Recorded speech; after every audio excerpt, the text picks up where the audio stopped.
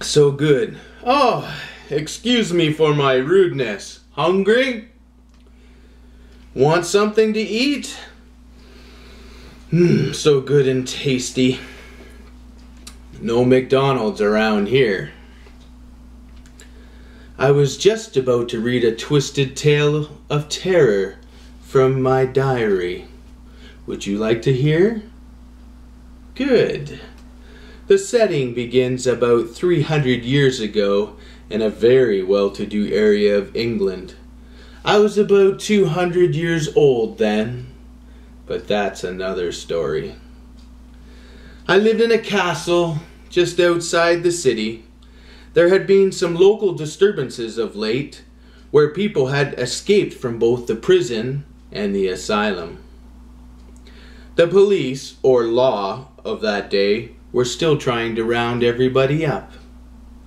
While all the time people began disappearing and rumors of a crazy man or creature was killing people and separating their heads from their bodies and leaving their remains for the birds to peck and other animals to feed on. There was not much evidence left by the time the bodies were discovered. What a waste, I thought. I decided I was going to investigate these rumors. Besides, I was already undead. What did I have to fear? Plus, it might turn up a free, already prepared meal. The deaths seemed to occur on Fridays and Saturdays, most would say. So, I planned for the very next Friday to make my venture. Finally, the day was here. It was dark enough out for me to freely walk the streets. I did not waste any time in finding the road that led out of town. It was called Hidden Valley. So off I went, leaving behind whatever light the city had to offer.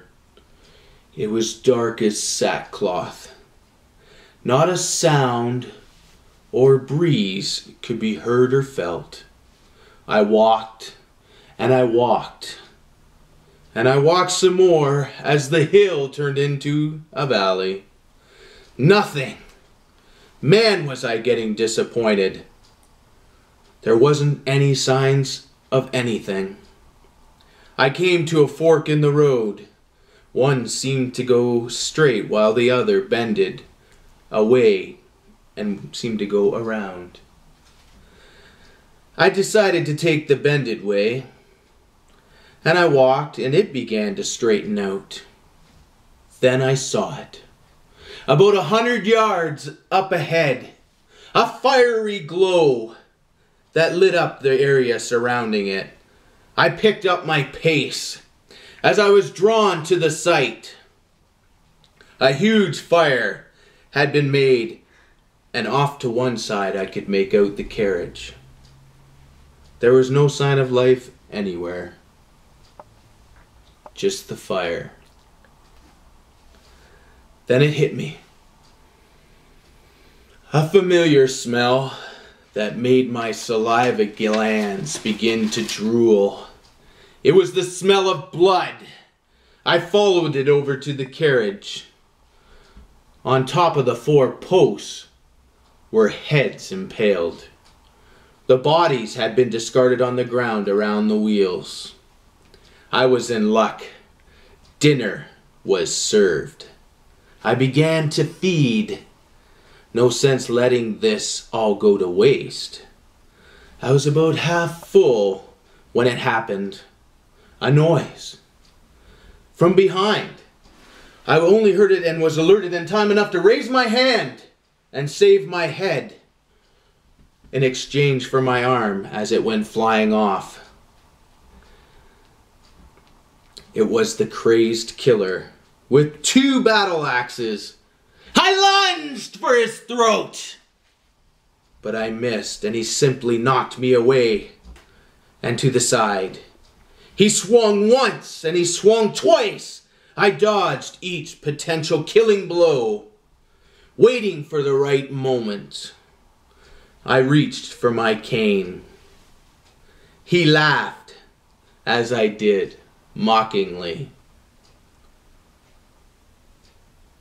My chance finally came, and I took it. Shoom!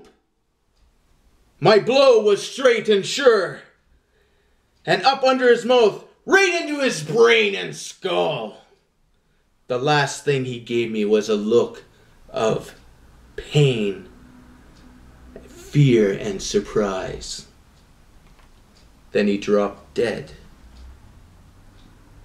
I feasted well that night and obtained a new carriage, not to mention a few other keepsakes.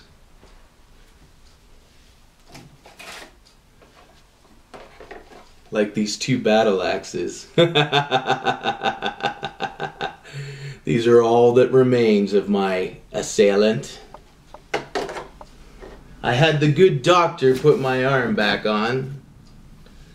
You're wondering now, but how did you do it, Lord Gregory? Just a cane? Allow me to demonstrate.